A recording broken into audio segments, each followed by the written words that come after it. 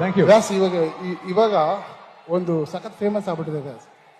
ನಾನು ಒಂದು 15 ವರ್ಷದ ಹಿಂದೆ ಎಸ್ ಸರ್. ಒಂದು ಸಾಂಗ್ ಮಾಡಿದ್ದೆ. ಹಾ, ಈಗ ನಮ್ಮ ಹೆಣ್ಮಕ್ಳು ಎಲ್ಲರೂ ಅದನ್ನ ತುಂಬಾ ಇಷ್ಟಪಡೋದು. ಜಿ ಕೊಡಿ. ಕರೆಕ್ಟ್. ಯಾವ್ದು ಗೊತ್ತಾ ನಿಮ್ಗೆ? ಹೇಳಿ ಸರ್, ಗೊತ್ತಾಯ್ತು.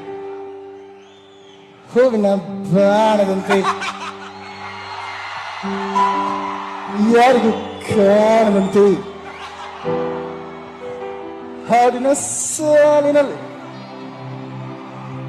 ಮೂಡುವ ಪ್ರಾಣದಂತೆ ಚೇತನವಾದಂತೆ ನಿನ್ನ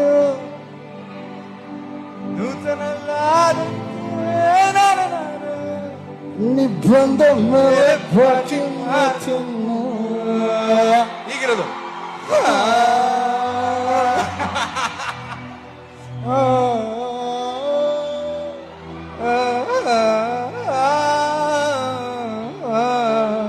ಹೂವಿನ ಬಾಣದಂತೆ.